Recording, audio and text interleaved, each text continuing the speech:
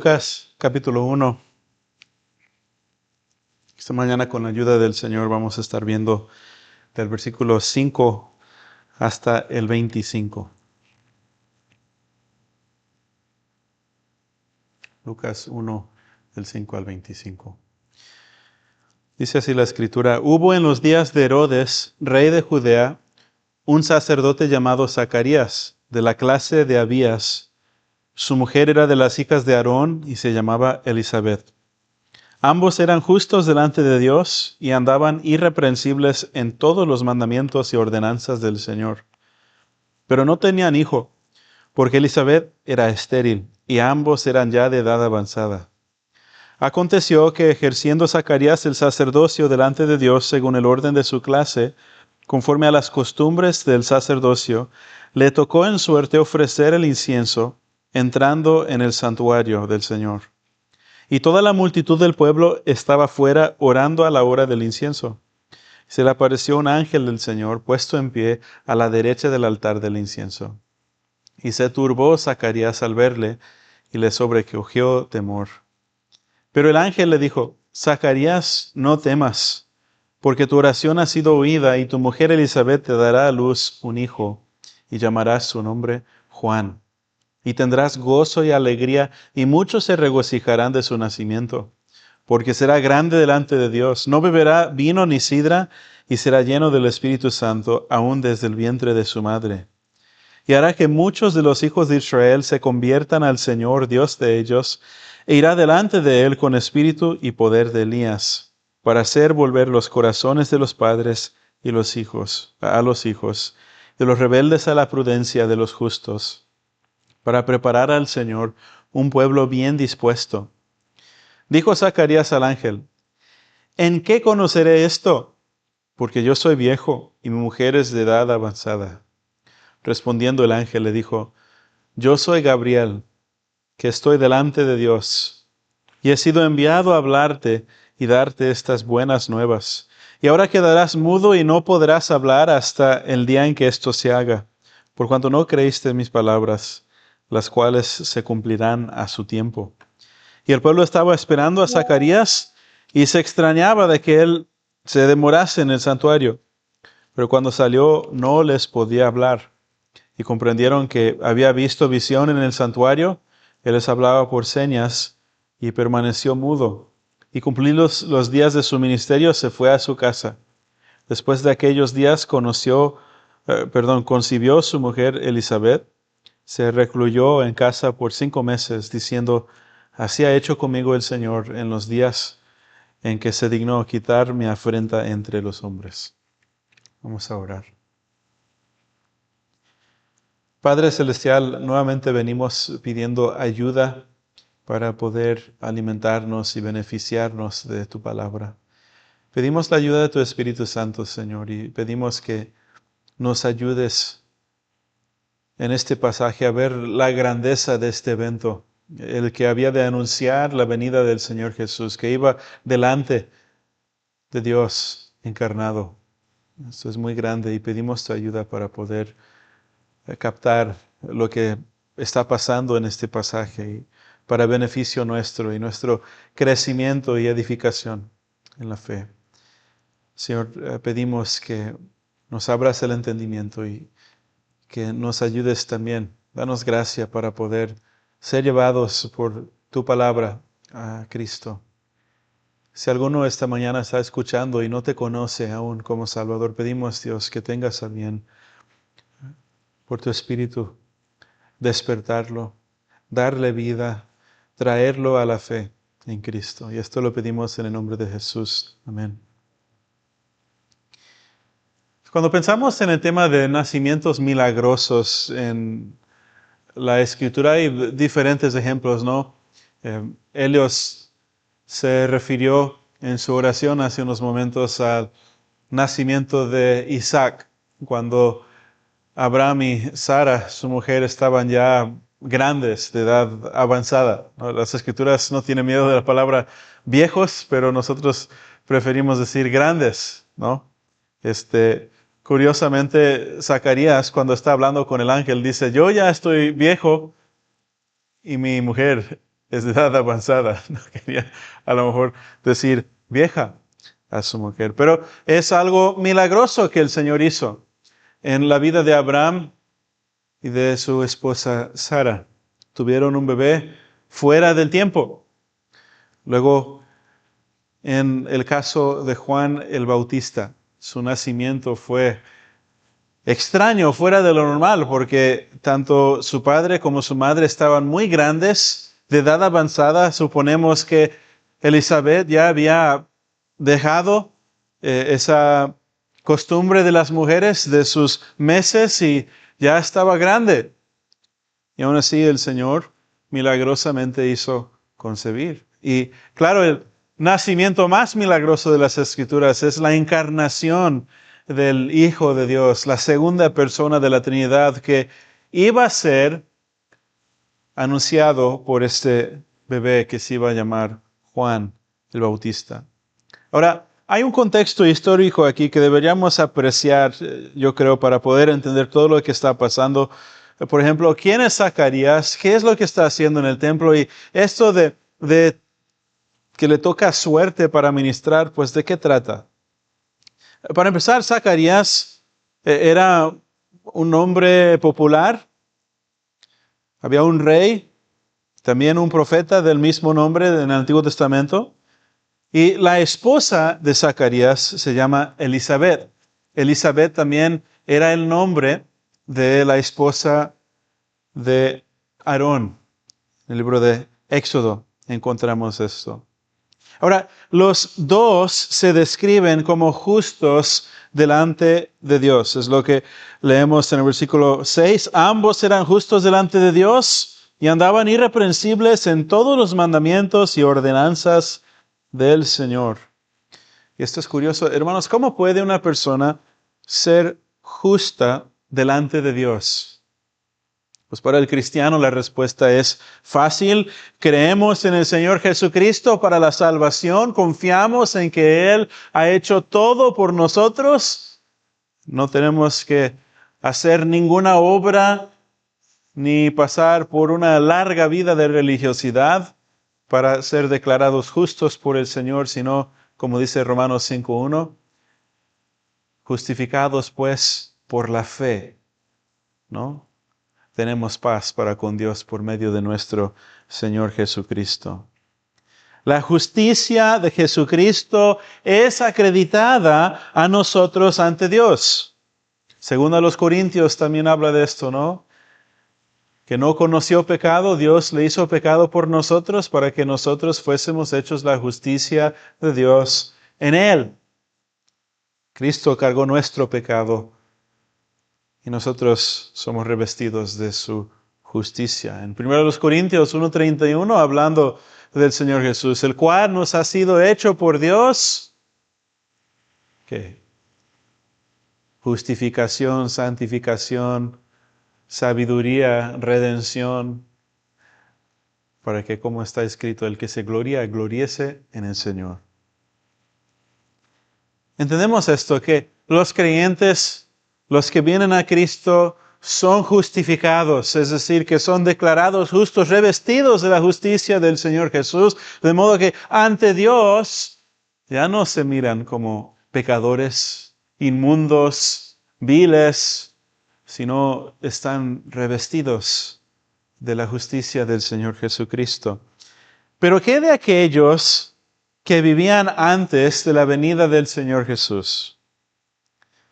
Las personas que vivieron y murieron antes de la encarnación de Cristo, antes de su muerte en la cruz para pagar por nuestros pecados. ¿Qué de estas personas? ¿Cómo se justificaban los santos del Antiguo Testamento? ¿Cómo se salvaban ellos? Pues para empezar podemos decir que no era a través de las buenas obras o las obras de la ley. Aquí en Lucas 1:6 se mencionan las buenas obras como el fruto de la justicia ante Dios, no como la causa de la justificación ante Dios. Miren conmigo Hechos capítulo 15. En este concilio en Jerusalén hay unas palabras importantes de Pedro de Jacobo que nos enseñan. Hechos 15, a pesar del versículo 7. Porque el concilio en Jerusalén pues se reunió para tratar con este tema de cuánta adherencia a la ley se necesita o cuánta obligación tienen los gentiles convertidos al Señor Jesús de guardar la ley. En el versículo 7 de este capítulo dice, después de mucha discusión, Pedro se levantó y les dijo, varones hermanos, vosotros sabéis como ya hace algún tiempo que Dios escogió que los gentiles oyesen por mi boca la palabra del Evangelio y creyesen.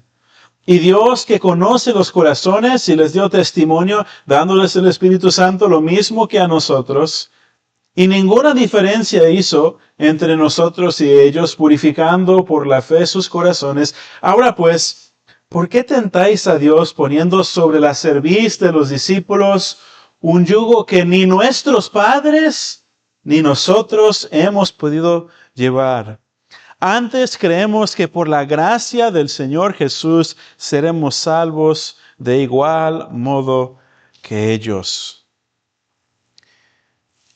Pedro reconoce que ni él, ni los apóstoles, ni su generación de judíos, ni sus padres, ni los patriarcas, nadie podía cargar con ese yugo de la ley.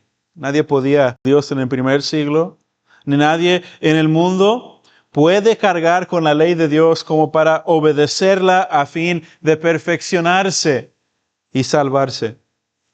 Porque somos pecadores, tenemos una naturaleza pecaminosa, caída, depravada. Tenemos por naturaleza desde Adán hasta la actualidad una inclinación natural hacia la desobediencia a Dios.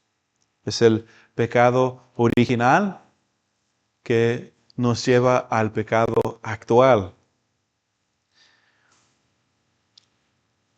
Todos han pecado.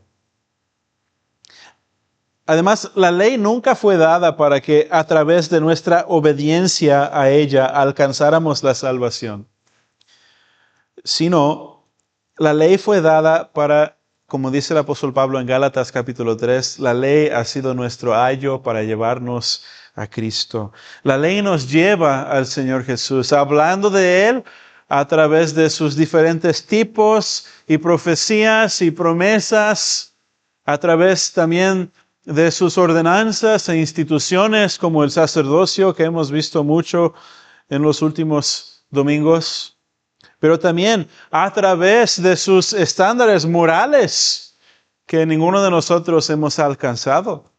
La ley nos presenta el carácter de Dios, la expectativa de Dios, lo que Dios requiere de nosotros, y ante esa ley, ante esas tablas, ninguno de nosotros podemos considerarnos justos o buenos.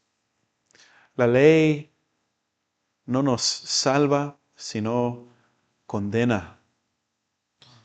La ley enseña la persona y el carácter de Dios y también enseña la gran diferencia entre el Señor y nosotros. Pero nos lleva a Cristo como nuestro ayo. Ahora, si no fue por la obediencia a la ley que Zacarías y Elizabeth eran justos delante de Dios, ¿cómo eran justos? ¿Cómo se perdonaban sus pecados si Cristo aún no había muerto? Pues eran justificados a través de la fe. Igual, la fe específicamente en esa promesa del Mesías. Vimos hace semanas, ¿no?, que Abraham se aferraba a esta misma promesa. Y Abraham le creyó al Señor y le fue contado por justicia. Y el Señor perdonaba los pecados de su pueblo en la antigüedad, antes de la muerte del Señor Jesús, porque preveía y preaceptaba el sacrificio del Señor Jesús que se habría de hacer en lugar de ellos y a favor de ellos, porque Cristo había de pagar por ellos en la cruz. Miren, hermanos, no hay dos tipos de salvación, no hay dos maneras o dos formas de salvarse. No deberíamos mirar los santos del Antiguo Testamento como si fueran salvos por otra manera o por otro diseño. Al contrario, todo el pueblo de Dios, los santos de la antigüedad, los santos del Nuevo Testamento, nosotros todos somos redimidos por Cristo, por un solo sacrificio. Mire conmigo Hebreos capítulo 11. Hebreos capítulo 11, y me encanta este pasaje. Hace tiempo, no recuerdo cuánto tiempo veíamos el libro de Hebreos, y siempre me ha encantado el versículo 39 y 40 de Hebreos capítulo 11. Ahora, en resumen, Hebreos capítulo 11 nos relata, digamos, la historia de muchos fieles hombres y mujeres, de los patriarcas, algunos profetas de la historia de Israel. Y el autor de Hebreos quiere intimar a su audiencia que estas personas morían esperando en una promesa que no habían disfrutado aún. O sea, Cristo esperaba en esa ciudad cuyo arquitecto era el Señor. Pero miren el versículo 39. Todos estos, aunque alcanzaron buen testimonio mediante la fe, no recibieron lo prometido, proveyendo Dios alguna cosa mejor para nosotros, para que no fuesen ellos perfeccionados aparte de nosotros. Hermanos, todos los santos, toda la iglesia, todos los elegidos del Señor, de la antigüedad, de Adán hasta ahora, han sido redimidos, salvos por el mismo sacrificio del Señor Jesús. Solo en el caso de los santos del Antiguo Testamento, el Señor aceptaba ese pago del Señor Jesús en la cruz de antemano. Ahora, esto de ser irreprensibles, así se describe Zacarías y Elizabeth, eran obedientes a los mandamientos y las ordenanzas del Señor. Esto no es la causa de la justificación, sino es el producto. Martín Lutero correctamente entendía esto. Él habló de dos tipos de justicia o dos tipos de justificación.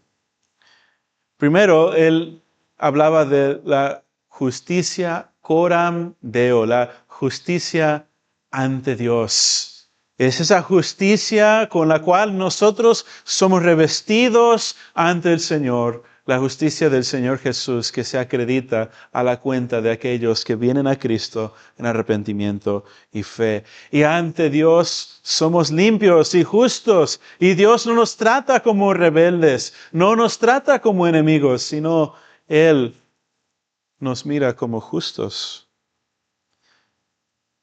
Pero Lutero también reconocía que las Escrituras hablan de una justicia ante los hombres. Él lo llamaba justicia coram mundo, justicia ante el mundo. Es la justicia observable en la vida de aquellos, la justicia que procede como producto de estar bien con Dios. Estos dos tenían justicia ante Dios y también como fruto de esa relación con el Señor tenían una vida observablemente justa y recta, una justicia ante el mundo. El apóstol Pablo habla de este tipo de justicia en Romanos capítulo 8. Miren esto conmigo.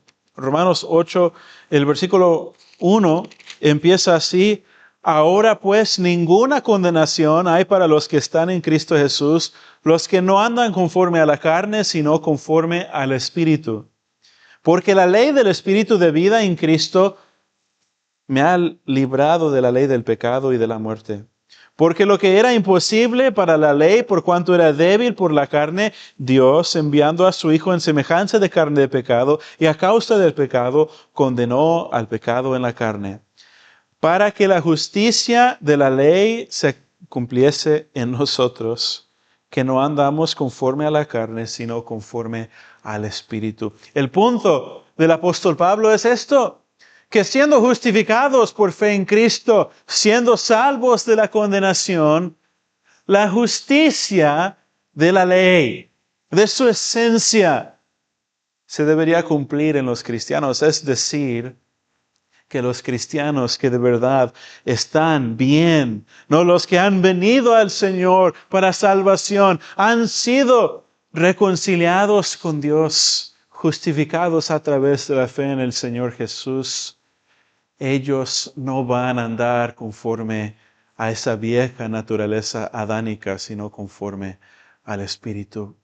Y en este sentido, la justicia de la ley se cumple en nosotros. Hermanos, cuando una persona es salva por Cristo, justificada por medio de la fe, el Señor lo inclina a la obediencia.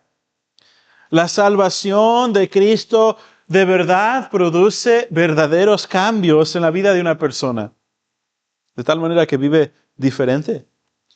Vive para agradar a Dios. Vive delante del Señor. Y ese fruto es observable en su vida delante de los hombres. Eso es importante porque vivimos en un mundo donde es tan fácil llamarse cristiano. Tan fácil decir, yo conozco al Señor. Tan fácil profesar fe en el Señor Jesús. Pero los que están en el Señor Jesús se identifican en Romanos y en el Nuevo Testamento y en las Escrituras como aquellos que no solo profesan, sino que no andan conforme a la carne, sino conforme al Espíritu. Ahora, la Escritura nos dice, volviendo a Lucas 1, aquí en el versículo 7, que no tenían hijo, porque Elizabeth era estéril y ambos eran ya de edad avanzada. Como dije hace rato, al parecer había ya cesado esa costumbre de las mujeres, o sea que el embarazarse sería algo imposible, biológicamente. Seguramente esto le pesaba mucho a Elizabeth porque el Señor pone este anhelo natural en el corazón de las mujeres de tener una criatura, un bebé, de criarlo, de amamantarlo, de abrazarlo. Pocas cosas le causan tanta tristeza a las mujeres como el llegar a la vejez sin hijos. Y también Zacarías seguramente sentía tristeza porque no tenía descendencia. Los hombres solemos esperar eso, que el Señor nos dé prole, nos dé una descendencia para el Señor, que nos dé hijos para pues criarlos y que sean fuertes y sabios y listos y trabajadores, y sobre todo en el Señor que podamos pues contribuir a que el mundo se llene de conocimiento del Señor a través de nuestros hijos. Esto es un anhelo también para los hombres.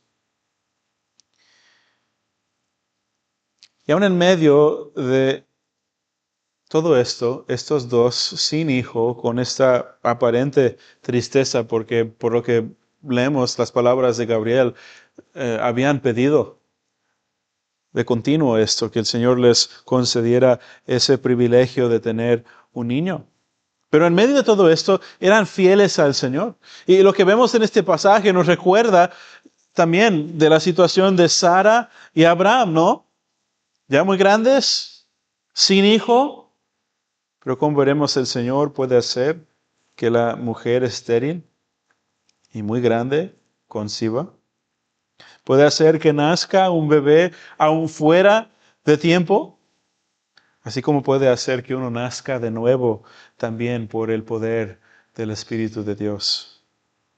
Ahora, en los tiempos de David,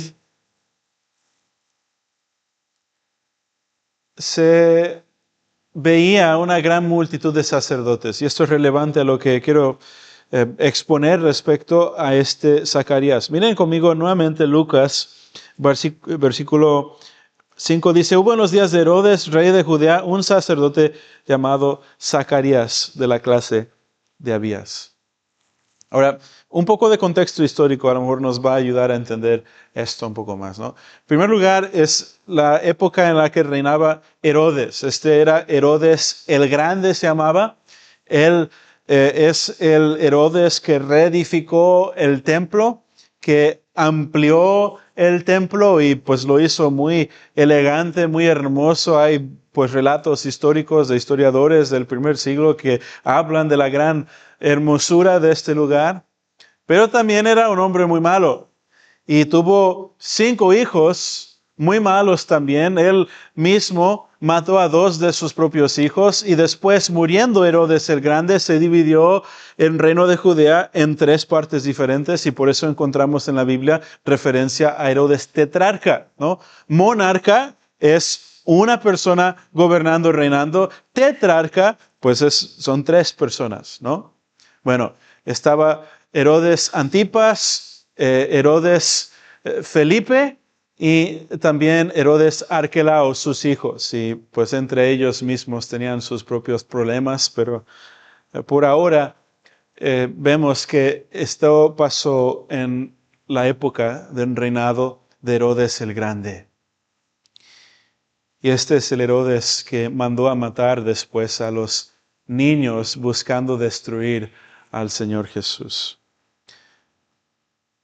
Pero en estos tiempos, un sacerdote llamado Zacarías, de la clase de Abías. ¿De qué trata esto? De la clase de Abías. Pues como dije, en los tiempos de David, habiendo tantos sacerdotes, se dividieron en 24 grupos o clases, como se llama en el versículo 5. Esto era para que no fueran siempre los mismos sacerdotes haciendo lo mismo, o sobrecargándolos de trabajos, o dejando que se enfriaran espiritualmente, o tomaran a la ligera su oficio. También para dar oportunidad a los sacerdotes a presentarse para servir. Los sacerdotes de estas clases turnaban para servir en el ministerio del templo. Los turnos eran de un día de reposo hasta el otro y debían estar toda una semana dentro del templo conforme a la ley de Moisés. Y durante estos turnos, no todos entraban para servir, sino que entre los mismos de su clase solían echar suertes para delegar responsabilidades. Echar suertes sería a lo mejor algo parecido a no sé, aventar dados para nosotros, confiando en que el Señor era soberano en la caída de las suertes. Pues el Señor obviamente era soberano en la caída de esta suerte para que cayera, para que este Zacarías, el futuro padre de Juan el Bautista, entrara para recibir esta comunicación angelical. Ahora, había sacerdotes que vivían lejos de Jerusalén, que no tenían posibilidad de llegar, y durante sus turnos ellos tenían la costumbre de entrar en el día de reposo a leer todo el día y pasar su semana de esta manera, leyendo, repasando las Escrituras, orando, y también durante sus turnos los sacerdotes tenían la costumbre de ayunar 4 días de esta semana, de estos 7 días. Y interesantemente, la clase de Abías es una clase de sacerdotes que se cree, o por lo menos muchos creen, que desapareció durante el cautiverio babilonio. Se mencionan diferentes clases de sacerdotes. Abías era la clase octava de los sacerdotes. Y se cree que durante el cautiverio babilonio, como muchos murieron y cesó durante ese tiempo del cautiverio el ministerio en el templo, pues que simplemente algunas clases desaparecieron. Entonces los historiadores creen que muchos de esta clase de Abías y otras clases desaparecidas, pues que muchos de otras clases, dijeron, bueno, para reconstruir o para volver a hacer esta clase, para que no se pierda el nombre de esta clase de sacerdotes en Israel y tengamos las 24 clases, vamos a prestar gente de nuestra clase, de nuestro grupo, bajo el nombre de Abías. Dato interesante. Ahora, Zacarías, en este día le tocaba en suerte entrar para servir, ofreciendo el incienso conforme a la ley de Moisés. Y al parecer, por lo que vemos en el versículo 10, había una gran cantidad de personas fieles que oraban fuera del templo. Los sacerdotes entraban 2 veces al día para ofrecer el incienso, en la mañana y también en la tarde, al salir el sol y al bajar el sol. Y cumpliendo con sus deberes, un ángel del Señor le apareció. Ahora, en la historia del sacerdocio y el ministerio en el templo hay varios ejemplos de apariciones angelicales. También teofanías en ciertos momentos. Josefo Flavio, el historiador judío del primer siglo, nota que un cierto sumo sacerdote llamado Hircano recibió un oráculo durante la administración del incienso. Entonces no se puede desacreditar que el Señor solía, por lo menos los judíos no podrían desacreditar que el Señor solía visitar a los sacerdotes de vez en cuando, con mensajeros o en persona. Y podemos decir también que en cierto sentido, los sacerdotes tenían cierta expectativa de apariciones durante sus labores. No todos los días, no en cada momento, obviamente, pero era de esperarse. Si el templo era el lugar donde se adoraba al Señor y se hacían los sacrificios, pues que el Señor visitara a aquellos hombres. Al final, la historia de Israel y la historia del tabernáculo y del templo está muy, pero muy llena de apariciones del Señor, de manifestaciones de su presencia. Aún así, a lo mejor con la expectativa, yo no sé si esta mañana cuando Zacarías entró estaba esperando recibir alguna visita,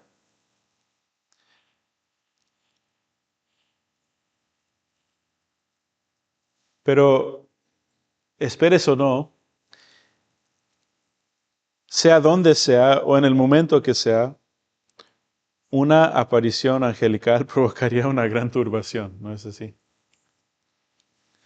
Ahora, Zacarías, como los sacerdotes, seguramente estaría prestando atención a lo que estaba haciendo para no hacer nada mal. Yo creo que después de muchas reprensiones y de muchos errores en el sacerdocio y por ende muchos juicios severos, los sacerdotes habrían empezado, o por lo menos espero, habrían empezado a tomar muy en serio su oficio. Después de lo que pasó con los hijos de Aarón en Levítico capítulo 10, Nadab y Abiú, pues ellos ofrecieron incienso de un lugar que no era el lugar correcto, un fuego extraño ofrecieron, un fuego que no venía del altar de bronce, no conforme a lo que el Señor había prescrito. Y el Señor, para demostrar que la santidad y la seriedad y el orden eran importantes para su adoración, los consumió con un fuego que salía delante de Jehová. Y esto obviamente habría sido muy notorio. Seguramente esa lección quedó muy grabada en la mente de los sacerdotes, que debían atender a sus deberes con mucha seriedad y atención. Entonces yo no creo que este sacerdote Zacarías, no creo que haya estado pensando cualquier cosa o nada más haciendo las cosas por hacer. Yo creo que él estaba, como nos describen las escrituras a este hombre, como un hombre justo delante del Señor y obediente y fiel. Me imagino que tomaba con seriedad su oficio. Entraba para encender el incienso. Y un hombre concentrado en medio de un lugar silencioso sería muy fácil de espantar, ¿no? Yo a veces sin querer espanto a mi esposa, ¿no? nada más entrando a la recámara porque piso ligeramente y no me espera ahí. Pero ¿te imaginas estar dentro del templo? Cuando está amaneciendo y no esperas que nadie esté ahí, mucho menos una criatura celestial, un ángel del Señor. Naturalmente, aunque fuera un hombre, si no lo esperaba ahí, su respuesta sería turbación y miedo, pero una visita angelical. Pues, por eso el ángel dice, no temas, Zacarías. Y el ángel, al parecer, va directo al grano, ¿no? Esto es lo que le dice en el versículo 13. Zacarías, no temas porque tu oración ha sido oída. Tu mujer Elizabeth te dará a luz un hijo y llamarás su nombre Juan. Y tendrás gozo y alegría y muchos se regocijarán de su nacimiento. Porque será grande delante de Dios, no beberá vino ni sidra y será lleno del Espíritu Santo y, bueno, aún desde el vientre de su madre. Hará que muchos de los hijos de Israel se conviertan al Señor Dios de ellos. No temas, a lo mejor es también porque es algo humillante, me imagino, ser un ser humano en presencia de uno de los ángeles santos. Yo creo que si un ángel manifestara visiblemente su presencia entre nosotros, nos sentiríamos un poco humillados o muy humillados y débiles ante él y a lo mejor hasta avergonzados porque nosotros como humanos estamos manchados aún con el pecado. Pero este ángel en este lugar va directo al punto. Tu oración, Zacarías, ha sido oída. Van a tener un hijo. Hermanos, ¿quién sabe cuántos años este matrimonio había estado pidiendo esto? Lo primero que dice el ángel, tu oración ha sido oída. Y aunque no sea el tema central de este pasaje, podemos observar que muchas veces el Señor contesta y concede lo que pedimos después de mucho tiempo. No debemos desmayar en nuestra vida de oración, hermanos, porque el Señor muchas veces atiende hasta milagrosamente al clamor de sus santos cuando son constantes y fieles y persisten en orar. Muchos a lo mejor están pidiendo por la salvación de sus familiares, de sus hijos, de sus hermanos, de sus padres. No dejen de orar por eso. A lo mejor alguien está esperando como estos creyentes aquí en este pasaje en Lucas, esperando que el Señor les dé un niño. Y parece que no van a poder. Por lo menos no han podido. No dejen de orar por eso. El Señor tal vez está esperando contestar en sus tiempos. Ahora, el nombre de este niño sería Juan. Juan literalmente significa gracioso, no en el sentido de que nos dé risa o se nos haga algo chistoso, sino gracioso en el sentido de que lleno de gracia. Uno lleno de gracia. Y esto describe muy bien a Juan, un hombre movido por la gracia de Dios, impulsado, constreñido por la gracia del Señor, anunciar la venida del Mesías. Ahora, este Juan había de ser apartado desde el vientre de su madre, lleno del Espíritu Santo, dado a los votos del Nazareo. Y en Números capítulo 6 encontramos que los que tomaban el voto del Nazareo para consagrarse al Señor tenían prohibidas 3 cosas. Para empezar, tocar cadáveres o cosas muertas, cortarse el cabello y también tomar bebida fuerte y el fruto de la vid. Bueno, bebida fuerte no, porque sí, en algunos escritos de los Targum, por ejemplo, podían tomar lo que fuera con que no fuera un fruto de la vid. La semana pasada en la escuela dominical considerábamos el tema del voto de Nazareo porque el apóstol Pablo, durante su tiempo en Corinto, probablemente había estado bajo ese voto del Nazareo. Saliéndose de Corinto en Hechos 18, él se rapó y pues muchas personas no solemos pensar en el apóstol Pablo así, bien barbudo y con cabello largo y con sus trencitas como solían hacer los judíos, pero es lo que vemos en las Escrituras. Hay otros famosos como Sansón, que era un hombre fuerte, un hombre usado por el Señor, pero también un hombre grandemente engañado y seducido por Dalila. Tenía su cabello largo. Pues este Juan, este niño, se debía consagrar al Señor, haciendo su vida de esta manera de Nazareo.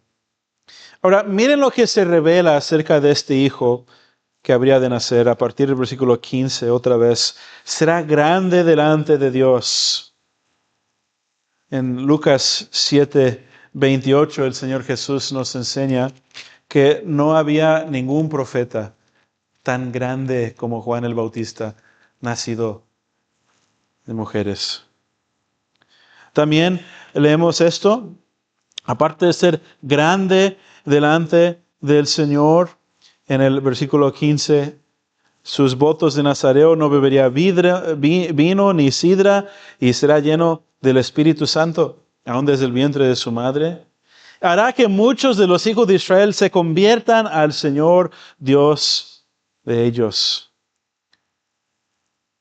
Hará que muchos se conviertan al Señor Dios de ellos. Interesantemente, cuando consideramos esto en conjunto con el versículo 17, e irá delante de él con el espíritu y poder de Elías. ¿Irá delante de quién? El Señor Dios de los hijos de Israel, ¿no? Literalmente, que él precedería al Señor Jesús, ¿no? Este pasaje claramente está afirmando la divinidad del Señor Jesús, que Cristo es Dios que descendió, que habitó entre su pueblo. El Señor Dios de Israel es Cristo. Cristo es Jehová en la carne, uno con Dios. Iré delante del Señor al cual se habrían de convertir, o sea, delante de Jesucristo con el espíritu y el poder de Elías. Y esto es para cumplimiento de lo que vimos en Malaquías 3 y 4 hace unas semanas, ¿no? La promesa era que su mensajero vendría para anunciar y preparar el camino del Señor. Y después vendría el Señor súbitamente a su templo. Y en el capítulo 4 de Malaquías vimos que ese profeta es Elías. También se nos dice aquí que Él haría volver los corazones de los padres hacia los hijos y viceversa, los rebeldes a la prudencia de los justos. Vimos esto también en Malaquías capítulo 4. ¿Qué es lo que hacía Juan el Bautista? ¿De qué trataba su predicación y su ministerio? De decir: Israel, este es su Mesías. Él es el prometido. Hacer volver el corazón de los padres, de los patriarcas, a Cristo. Unir el corazón de la esperanza de Israel de la antigüedad. Corazón de los hijos de Israel en los tiempos de Juan el Bautista. También preparar al Señor un pueblo bien dispuesto. Ahora, Zacarías quería alguna seguridad de estas cosas, ¿no? Él dudaba. Ya estaba grande. Los hombres, aún los más fieles al Señor, suelen tener dudas. Es más, Juan el Bautista en su momento llegó a tener cierta duda, ¿no? Respecto al Señor Jesús. Mandó mensajeros desde la cárcel para que le preguntaran al Señor Jesús: ¿eres tú el que esperamos o hemos de esperar a otro? Zacarías también tiene a lo mejor una duda. Él está muy grande, está muy viejo, su esposa de edad avanzada. ¿Cómo podría él estar seguro de que esto se iba a cumplir? ya estaba grande, su mujer. ¿Qué más podría hacer este ángel para asegurarle de la certeza de estas cosas? Es como nosotros, ¿no? Cuando recibimos a lo mejor una promesa o una cotización y se nos hace demasiado buena la cotización. ¿Qué es lo que solemos pedir? Pues lo pedimos por escrito, ¿no? Yo recuerdo varias veces hacer eso, sobre todo cuando voy a comprar fierros. Me puede imprimir la cotización porque quién sabe si el día de mañana me la respeten. Pues este hombre, queriendo buscar más seguridad de esta promesa, me imagino sorprendido y maravillado y lleno de gozo y alegría por esta promesa, dice: Ángel, ¿cómo podré saber que es verdad todo esto, no? ¿En qué sabré que esto será así? Y el ángel responde así: yo soy Gabriel, que estoy delante de Dios y he sido enviado a hablarte de estas cosas. El nombre Gabriel literalmente significa hombre o varón de Dios, pero ese nombre Gabriel sería muy conocido por Zacarías, un sacerdote con conocimiento de las Escrituras, y especialmente por los que estudiaban los profetas, porque Gabriel es uno de los ángeles mencionados en el libro de Daniel. Y es Gabriel que habló a Daniel sobre los tiempos del Mesías. Y este es el mismo Gabriel también que habla a María. Seguramente Zacarías sabría quién era. Y como otra prueba y también cierta corrección de su incredulidad, pero otra prueba de que se habían de hacer todas estas cosas, Zacarías quedaría mudo hasta que naciera este niño. Y en la semana que viene vamos a continuar viendo ahora la historia del anuncio de la encarnación del Señor Jesucristo, y continuaremos con la historia de Zacarías, ahora mudo, y su hijo Juan el Bautista y su encuentro con el Señor Jesús, aún estando los dos en el vientre de sus madres. ¿Sí? Pero vamos a terminar con esto y vamos a orar. Dios, damos gracias esta mañana por tu palabra. Damos gracias porque podemos ver cómo las profecías respecto a Cristo, respecto a su mensajero Juan el Bautista, tienen su cumplimiento en los evangelios. Damos gracias por el ejemplo de Zacarías y Elizabeth, que esperaban en el Señor, que eran fieles porque creían en el Señor. Señor, nosotros pedimos que tú produzcas en nosotros fruto, como en la vida de estos santos fieles de la antigüedad, que la salvación produzca verdadera evidencia en nosotros. Y Dios, damos gracias también por la predicación de Juan el Bautista, porque él de verdad preparó un pueblo bien dispuesto para el Señor. Y no solo se benefició de su predicación el pueblo de Israel en la antigüedad, sino nosotros también. Y leyendo el Nuevo Testamento, escuchando del Señor Jesús, nuestros corazones son unidos al corazón de los santos de la antigüedad.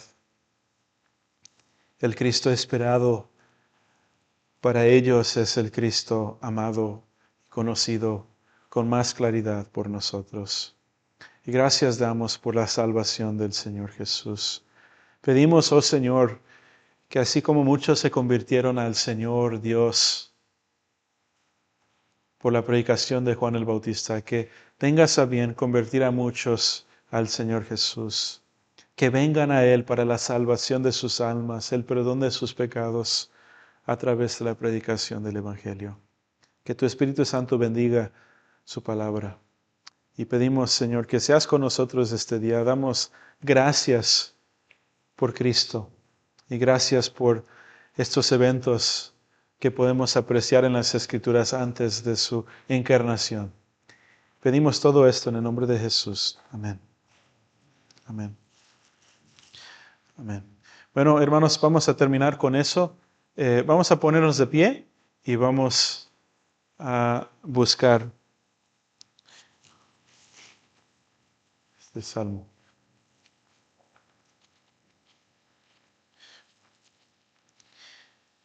Miren conmigo el Salmo 51 del 1 al 4.